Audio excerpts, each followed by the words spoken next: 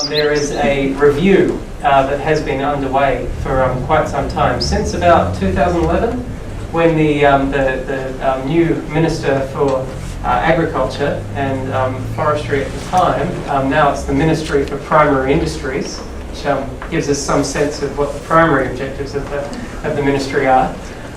Shortly after taking his position as a minister, he was caught up in the scandal over sow crates, and when Mike King exposed to national media just the sort of appalling conditions that millions of farmed animals in New Zealand are kept under, and after that he ordered a review shortly after. So that's been a thing that's been ongoing and is still ongoing, seems to have been essentially concluded. We haven't seen any legislation or anything come up yet.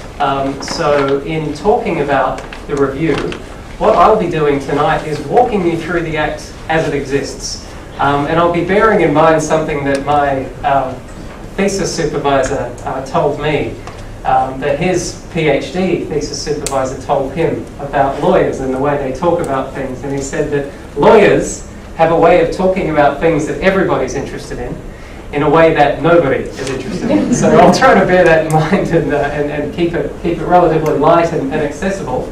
Oh, we seem to have lost the slideshow there. Here we go. Okay, so we'll walk through the Act as it exists, as it currently is, and I will discuss the main points of the review that have come up as they thread through the discussion of the Act as it operates, and a lot of the proposed changes, rather than current and review. And then after that, Hans will briefly talk to you about how you can get involved and what you can do. And then I think both of us will stand up here and take questions, so you can decide who it is that you want to ask a question of. And if we could just save the questions for the end, thanks. And I'll just run through things. Okay, so the Animal Welfare Act in New Zealand was passed into law in 1999.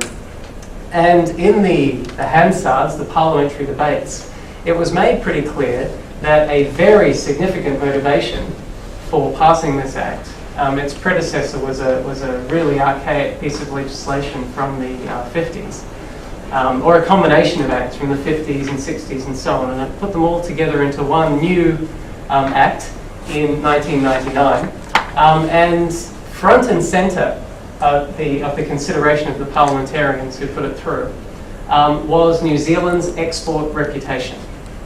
It was considered to be essential, to be very, very important, that New Zealand, because about 50% of New Zealand's GDP comes from animal and animal use industries. So that's about $21.2 billion a year.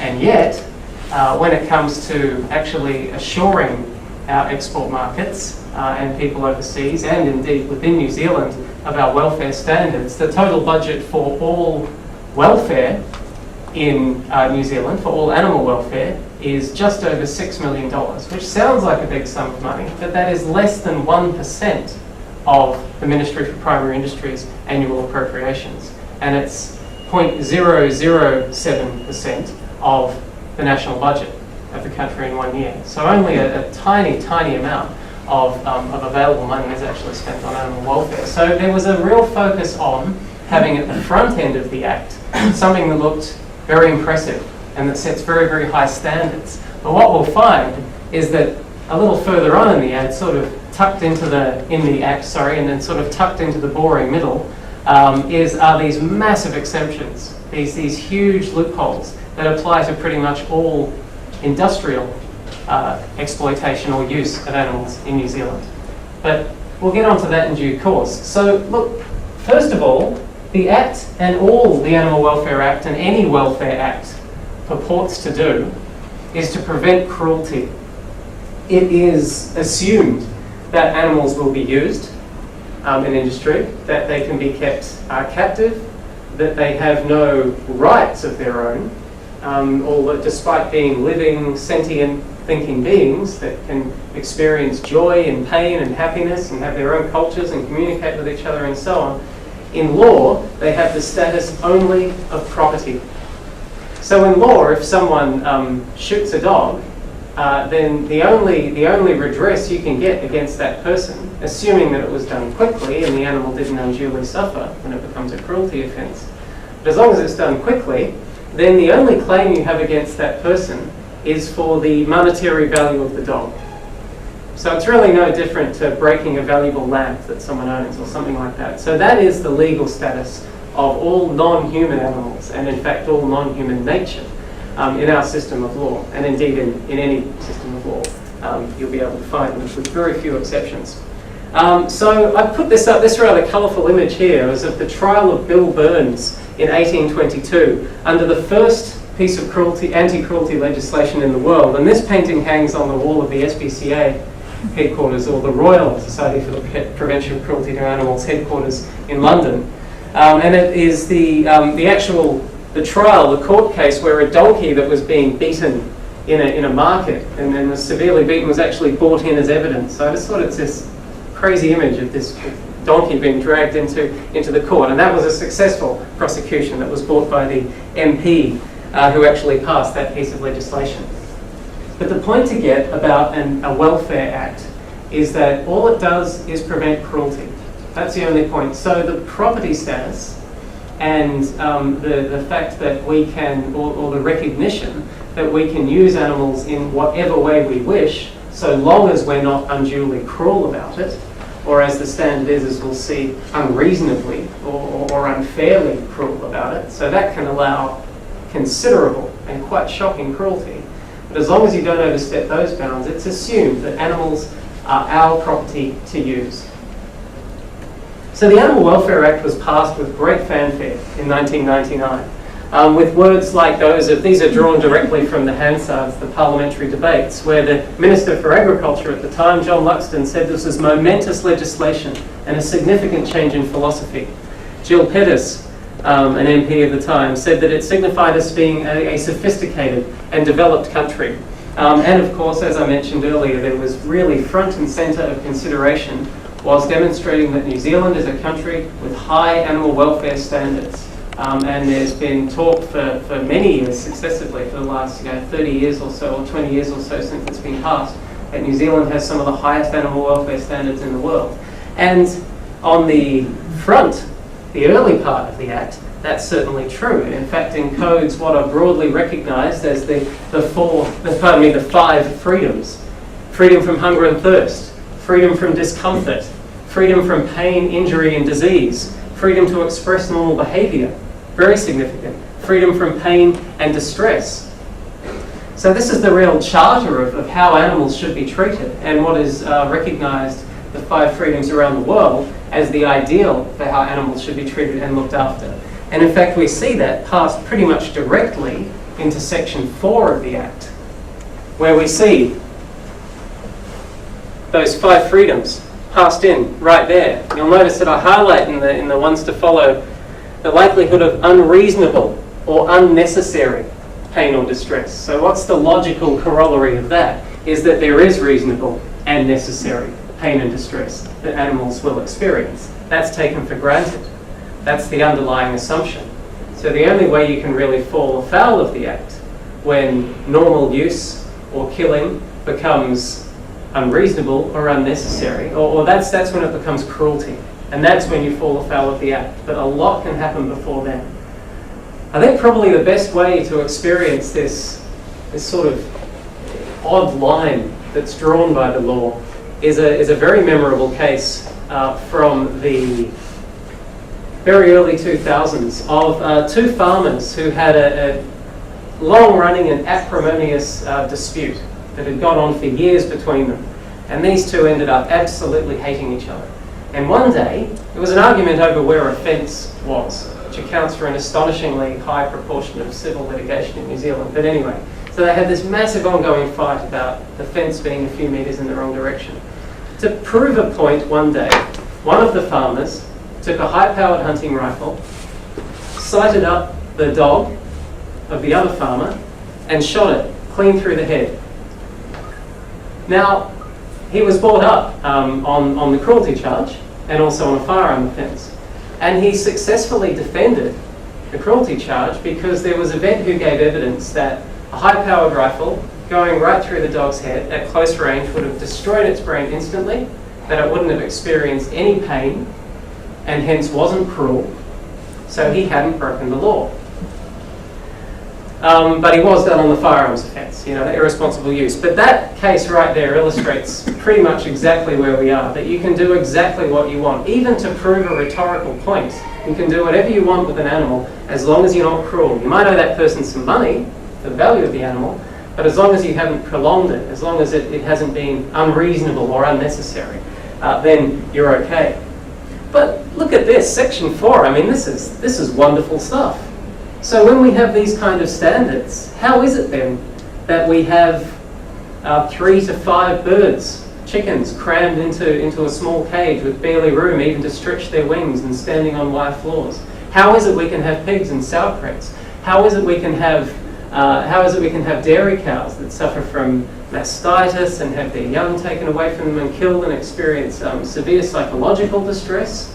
They're very clever animals, at least as intelligent as a dog, some theorists think more, that have their young torn away from them and experience intense psychological distress as well as the incredible physical discomfort, their shortened lives and so on that they suffer. How can that happen when we have such high standards encoded in the Act?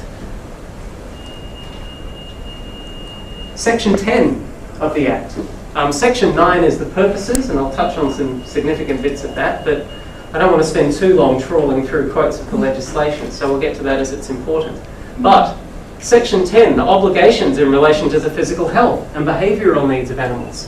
That the owner of an animal and every person in charge of an animal must ensure the physical health and behavioural needs of an animal. So that's everything right down to whether it can actually act and live naturally and normally, not be kept in close confinement as a pretty obvious example. That's in accordance with good practice and scientific knowledge.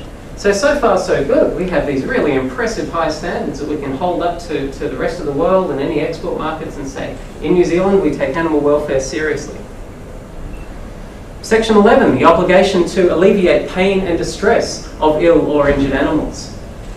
So how is it then when we have these sorts of obligations, when an animal is ill or injured, and that any unreasonable or unnecessary pain or distress, so there are lots of practices, the incidences of teat infections from dairy cows, the way they're milked, the docking and mulesing of animals, removal of horns, removal of tails, all that sort of stuff that's done. A lot of the ways that domestic animals are treated as well.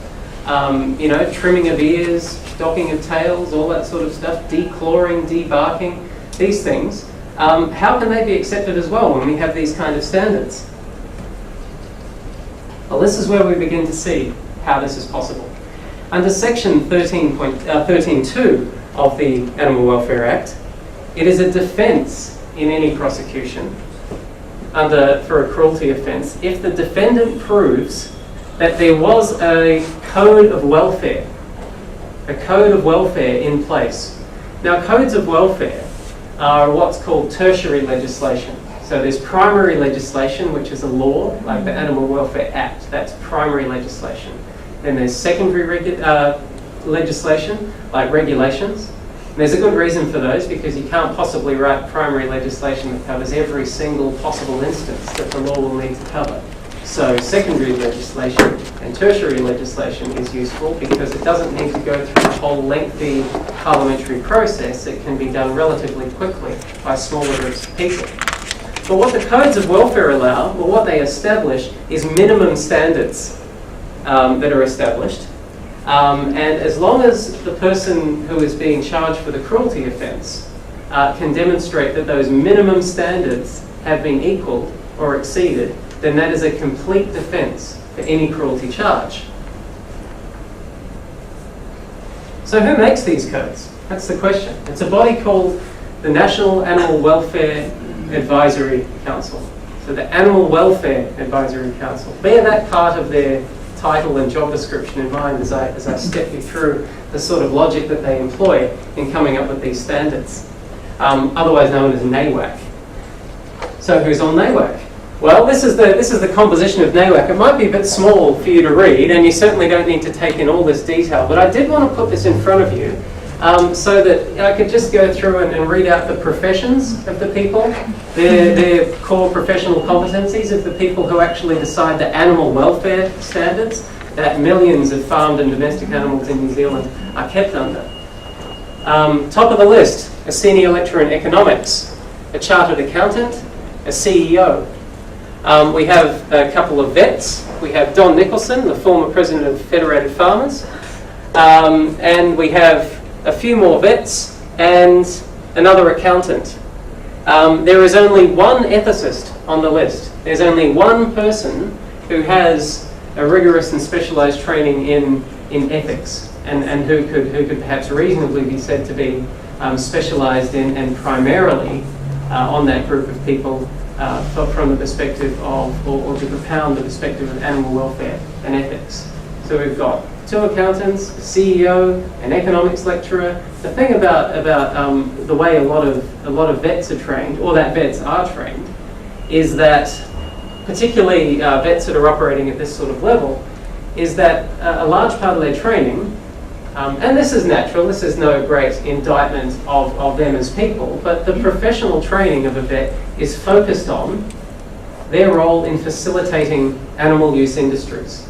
That's their job, is to make animals productive and to get the most from those animals. So a very large part of their training in any profession that you undertake, be it lawyer, doctor, vet, whatever, there is always the hidden curriculum that takes place, or just the understandings that you are trained in and are run through, where you realise or where you're taught what is your appropriate professional role within the profession that you inhabit.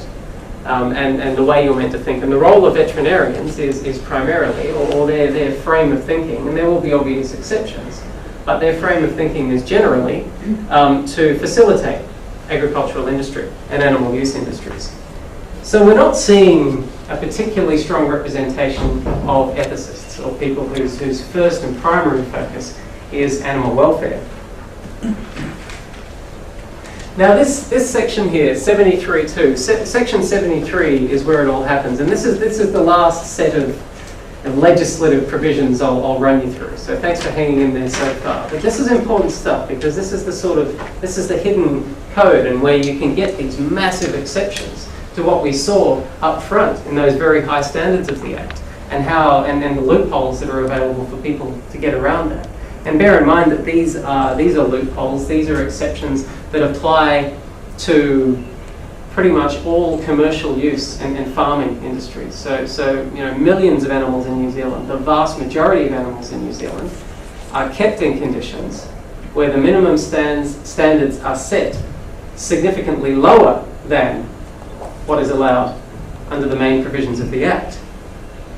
So the matters to be considered are good practice and scientific knowledge in relation to the management of the animals, available technology, and any other matters considered relevant by the National Animal Welfare Advisory Committee.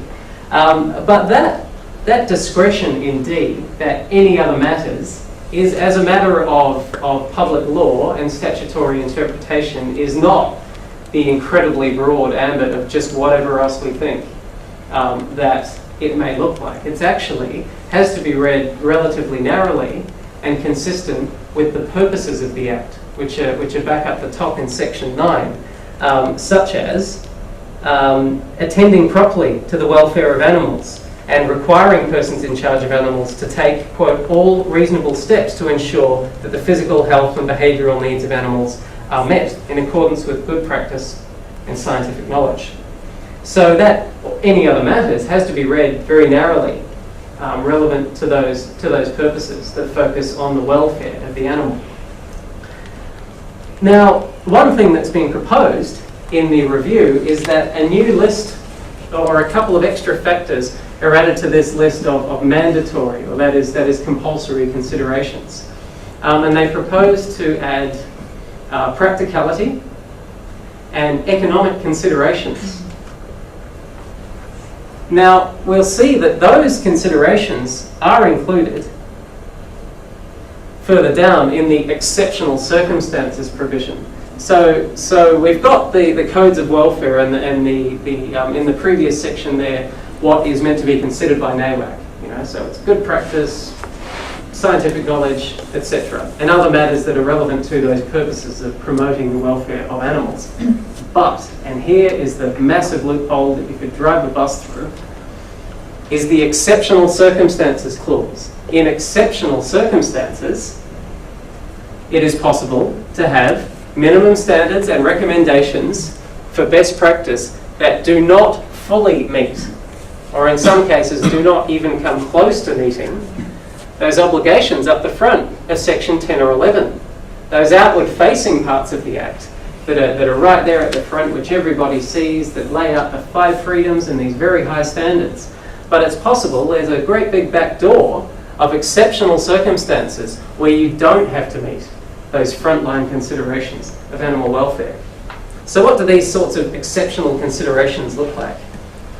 Well, in making recommendations under this subsection, they can look at feasibility and practicality. They can look at the requirements of religious and cultural practices, and this one is all important, economic effects of any transition from current practices to new practices. And this is where we find that the debate around, for a good current example, the layer hen code, and how is it that we're still having all these birds that are stuffed into these tiny cages? How is that allowed? How can that continue to happen? And the argument is centered almost solely around economic effects, around farmers talking about the cost of compliance and how much more they're going to have to spend on new cages, or the economic viability and the practicality of getting rid of cages altogether. So the economic effects are something that takes real primacy, and they're already there in the law for the consideration of what would be exceptional circumstances. So whatever you thought exceptional circumstances might mean, that they'd be something exceptional, well actually, if somebody can make a reasonable argument to NAWAC that they will suffer economic distress or difficulties, or that it will become economically inefficient for them to work as they do, or that it's not feasible or it's not practical in their view, and they can source enough reports and information to back that up, then that can trump. That makes it exceptional then. Well, guess what? Pretty much every group of producers, and these are well-resourced groups, is able to find these sorts of reasons, and they are able to make the case that they are exceptional. But it gets better, because NAWAC has responsibility for drafting the codes, but under the Act, anybody can submit a draft. So anybody can actually submit a recommended code to NAWAC for consideration. So guess who has the time, the resource, the energy and the commitment to draft those codes and submit them to NAWAC? What you end up with is a code for dairy cattle that's written primarily by dairy producers. You have the Egg Producers Federation having very substantial input into, if not drafting the first copies of the Code of Welfare for layer hens.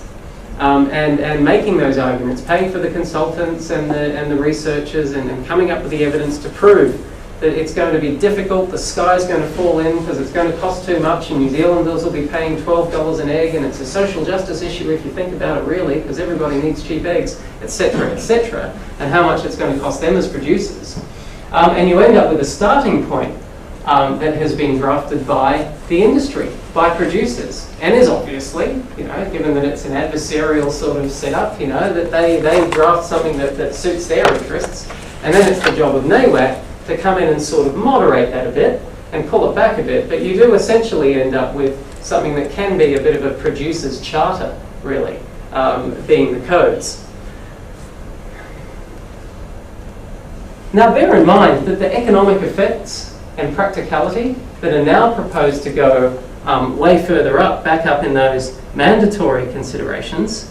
So the suggestion is that they go in here, that they go into consideration for all codes. So if that were to be the case, then you wouldn't even have to make the argument, you wouldn't even have to make the case that your circumstances are somehow exceptional. That practicality and economic feasibility would become actually compulsory considerations. They would have to be considered in all codes, no matter what. And it would actually be, it would be wrong of NAWAC in drafting the code not to consider the economic impact. That would be the difference. So we see those already in the law, but they're only in the exceptional circumstances part. So there's a real concern, and SAFE has submitted in detail on this in the review, that this would become actually part of the general considerations. So that's a real worry there.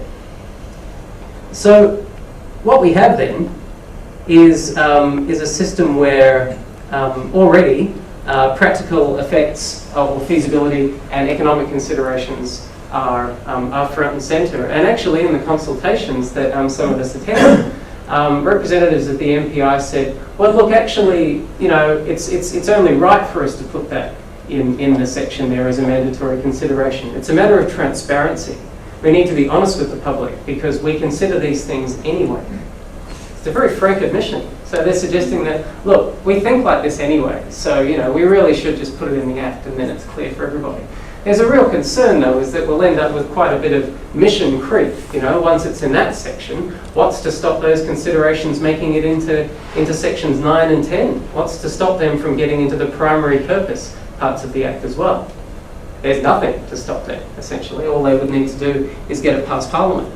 So the NAWAC guidelines, the other things they look at, here we go. It's, and it's always around the bottom of the list, but economic implications for those concerned. And no weighting is given on this list. So perhaps if we were to look at the weightings that are actually given in their deliberations, this one would be in about 30 point as opposed to 8 and 10 and 12 point for these others. Now this is not to say that there isn't a genuine commitment on the part of the board to meet, of the advisory committee, sorry, to meet high veterinary scientific welfare standards. You know, there is a commitment to doing that. You know, I don't want to come across as overly or completely cynical about their role, but there is a very, very heavy weighting in one direction. And also, this is a committee that has a huge amount of work to do, very, very important work that affects millions of animals, but is severely under-resourced. They have an allocation of, it's around about $140,000 a year, from which all research and all of the payment for those 12 people and their work and their involvement actually is. And actually that's like all research, all writing, all work. So very little of that actually goes to them for their work. And they have a very short amount of time to do this work as well. In the guidelines that the NAWAC publish, they say that they're not engaged in formulating codes based on international trends or public opinion polls, but that economics may constrain the speed of implementation of a change that NAWAC desires, and indeed may prevent it altogether. So it's pretty hard to find anything that NAWAC uses guidance for their decisions that isn't shot through with economic considerations. Now, of course, this is always said to be balanced. That this is a balanced approach, and I found this graphic, which I thought was a bit of a laugh, because it sort of gives this idea. It reminds me a bit of if anyone's seen An Inconvenient Truth, and Al Gore puts up the scales that have, you know, the entire world and the economy. Something a bit like that. You have the actual rights of the animal balanced against the other considerations of economics, efficiency, food safety, etc. And that, you know, there's this scientific sort of mediation of supposedly balancing those two approaches. So another major proposal that has come out of the review is to have regulations instead of codes. Now, regulations are stronger, certainly, than a code, because remember that the code and the minimum standards of the codes are only a defense to a charge of cruelty. So they're not directly enforceable themselves. And what you have to do is bring a prosecution first before those codes and the defense therein, meeting the minimum standards, even comes into effect. So the problem with this, of course, is that very little money is allocated to enforcement and prosecution. In fact, in New Zealand, under the Act, there are 3 groups of people who are responsible for enforcement, who are actually able to bring charges. They are the Ministry for Primary Industries, whose role, whose charter and their success is judged on their successful facilitation of agricultural industry.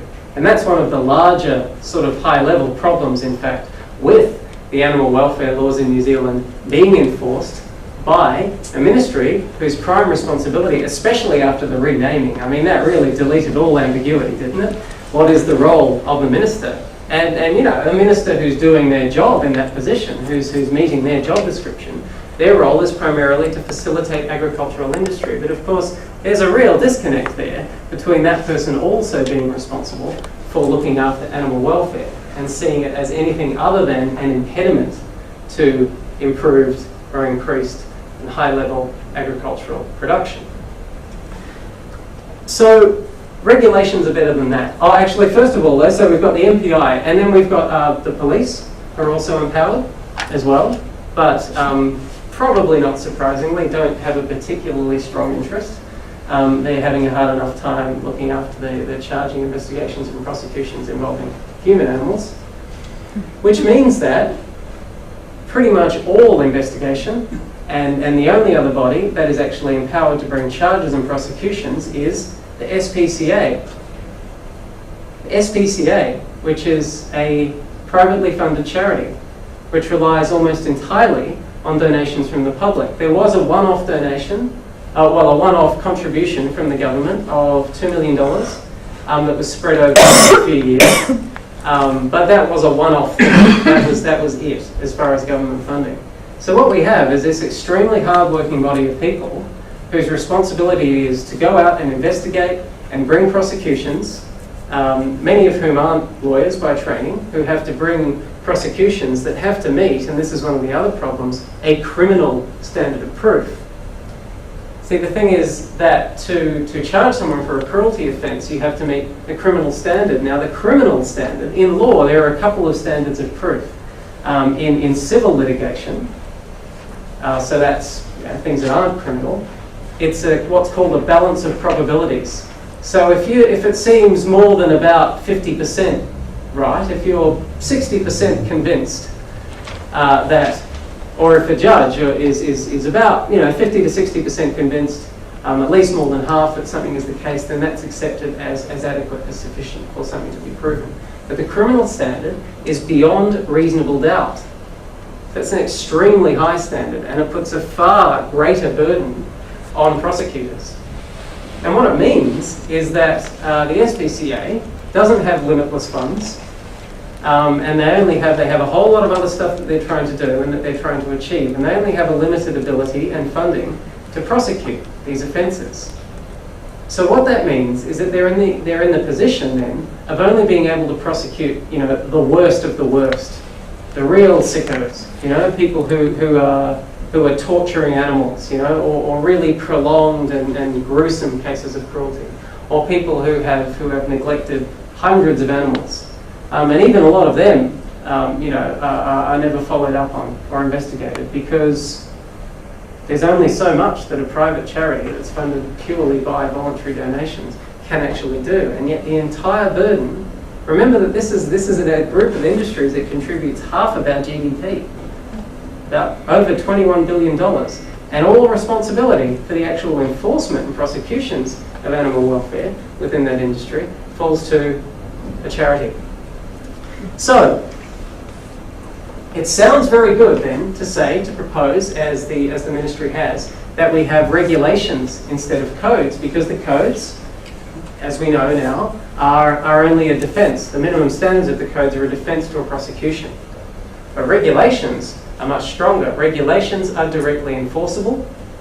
Regulations will be drafted by the Parliamentary Council Office, so a very high standard of drafting, that they have the buy-in, the support of Cabinet. That's how regulations are passed, and that they're subject to the Regulations Review Committee of Parliament as well, which is a very powerful committee, although the codes are partly considered to be regulations as well, at least for the purposes of the Regulation Disallowance Act. And without getting into too many technicalities, I think that probably the weakness of that review power is demonstrated by what happened in 2006, when the layer hen code was reviewed by the Regulations Review Committee of Parliament, and they recommended to the Minister at the time, Jim Anderton, that the code be scrapped and rewritten because it's non-compliant with the law, and he ignored that advice and the code stayed exactly as it was. So even that review possibility is not quite as promising as it may sound. But regulations, directly enforceable. This sounds really good, doesn't it? This sounds like this is the sort of thing that will get a great headline. And it sounds like the government is finally committing to getting really, really tough on animal welfare. But there are also problems with regulations. And what became clear in the consultations was that what we were hearing from the ministry was that because regulations are directly enforceable, because regulations are a lot more powerful, then they can't be anywhere near as detailed and specific as the codes are. And it was suggested that, first of all, the minimum standards of the current codes would be used as the starting point, as the departure point for drafting those codes. Now, do minimum standards sound to you like a good place to start for drafting regulations? Bear in mind that a lot of these minimum standards as well have been reached through that back door of exceptional circumstances. So we've already got significantly compromised standards, and that's the starting point. So there's an issue there. And then from there, we're saying that, or the ministry is saying that, well, you know, only some of these can be given practical effect. So numbers as low as 5-10% from memory. Yeah, about 5% of the substantive material in the codes would actually make it into being regulations. And furthermore, that they would be a lot broader and that the regulations would have to be supplemented by voluntary guidelines, which are completely unenforceable and can be freely ignored. So we will have then, if this proposal goes through, a much smaller body of regulations which are, yes, enforceable, but very, very broad and will be in categories like farmed animals. Okay, so you'll have a set of regulations that is sort of a broad catch-all that covers dairy farming, pig farming, chicken farming, llama farming, ostrich farming, you name it.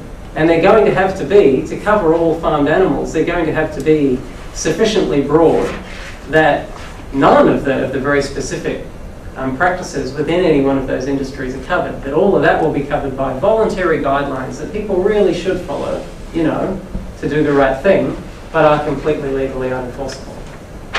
So that's the concern about regulations. Regulations can be what can be a classic government initiative, a bit like increasing the maximum sentences, as a member's bill from Simon Bridges did a few years ago, increasing the maximum penalties for cruelty offences. So for the main offence, or the worst offence of cruelty under the Animal Welfare Act, the maximum sentence was set at 3 years. And this private member's bill raised that maximum sentence to 5 years. This got lots of headlines. He was a champion for the animals. This government was really serious about animal cruelty. None of these reports really made the observation that if you read any sentencing reports and actually looked at what had been the maximum sentences that were actually handed out, the most that had ever been handed out was 1 year. And that was only a very small part of that was actually served. So you had a maximum of 3 years, and the highest sentence ever had been 1 year. So raising that ceiling higher is only going to create a bigger echo. So, but we've seen these sorts of moves, these things that sound great, that you know you can hold up and say, nobody can say that we're not serious about getting tough on animal welfare, but actually have very little practical effect. So that's the concern, because they cost nothing, they sound great, and they have no practical effect. So that's our concern with regulations. There's also this massive loophole in the Act. It's section 175, so it's tucked right in the back, regarding hunting. And what section 175 regarding hunting says is that the Act doesn't apply to anything that is hunting or killing. And it really is that broad. No prosecutions have ever been brought under this section because anybody who's looked at doing it has just said, bearing in mind they had limited funds, time and resource to do this, They say, well, we've got this massive list of cruelty offences that we know about, and that we know we can actually prosecute for and have case law on. This is just uncharted territory, and nobody really knows what it means.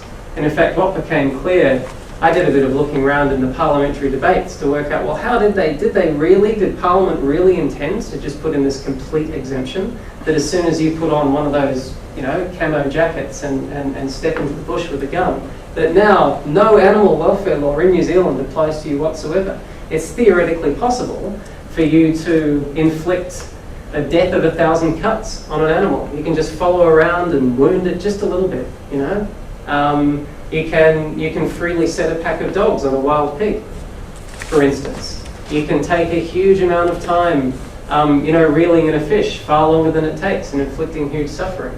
You can do all sorts of stuff like that. And as long as it's hunting and killing, then it's not captured within the Act. What became clear looking at Hansard, looking at the parliamentary debates, was that was something that had gone very much into the too hard basket. And that's pretty much what the MPs said on the matter. That it was just something that, look, there were very powerful and entrenched lobby groups around hunting, very well-resourced people who were strongly committed to their right to hunt, to kill animals in the wild, who were having no truck whatsoever with any proposed introduction of standards as to how they do that, any standard of necessity or reasonableness in how they did that. And it wouldn't take too much to fix that either. In Australia, for instance, there are codes or regulations that actually say that they import the reasonableness standard, and they just say stuff like that you can't do anything that's unreasonable or unnecessary in killing an animal. So, and are a little more specific that the caliber of the weapon and the distance you are from the animal has to be appropriate to effect a quick death. Now, this is clear, this is readily enforceable, this is obvious to any observer, and yet this is too much for us to put in the Act or the regulations around hunting. So what we have is this blanket exemption at the moment, but it's not even fully intentional. It's just sort of this great big sort of too hard category that was left there. So any animal in a wild state ends up completely unprotected. So we end up with this odd hierarchy in New Zealand where we have strongly protected native animals. So woe betide you if you shoot a keridu or harm a kiwi or something like that. And hey, rightly so. So they're strongly protected. But any animal that happens to have the misfortune of being introduced rather than native, no standards whatsoever apply. And then different standards still are applied to domestic animals, cats and dogs. But a lot of that is not really because of any recognition in the law, but more just because of how we feel about them. Essentially, though, the main problem is not the rules. That a lot of the proposed changes that have been suggested will actually, rather than building on a strong foundation, which was the language at the head of the review document, a lot of the proposals will actually weaken the Act, will actually make it less powerful, even than it is now. So it would be better, actually, to leave the rules as they are, but actually put some money into enforcement. One thing that was made very, very clear in the consultations was there is and there will be no additional money put towards welfare. That was front and centre. That was made very, very clear to us that, look, don't even ask for or suggest that more money go to this, because it's been made very clear that this is just not going to happen. It's not a priority. It's not a commitment. So this tinkering with the rules, which may well make things weaker and certainly seems very, very unlikely to improve them, is really just tinkering around the periphery and may actually make the animal welfare law even harder to understand than it is. The fact that it's taken the best part of an hour to actually describe to you how the Act actually operates and how you have to read the whole thing all the way through, I think is some testament to the way it's been drafted, and the fact that this Act has not been created, first and foremost, to be easily understandable and directly enforceable. It has been designed to allow massive and substantial loopholes and exemptions for commercial producers in New Zealand, and that's the reality. So I guess that's ultimately, that's the bottom line that I put across to you, and sort of the feeling that I walk away from the review with, is that actually it really isn't the rules, it's the enforcement. Put some money into it. Actually empower state actors to enforce the rules that we have, would be the main thing. Now we have many other ideas, for positive reform, but that would be another hour, so perhaps we can bring those up in question time. And then also I should say that what I've told you tonight isn't a comprehensive coverage of what was covered in the review, but it does cover the main proposals and in a way that highlights the weaknesses and the shortcomings of the current Act and the proposals that will affect the Act as it operates. The main ones that you really need to know about.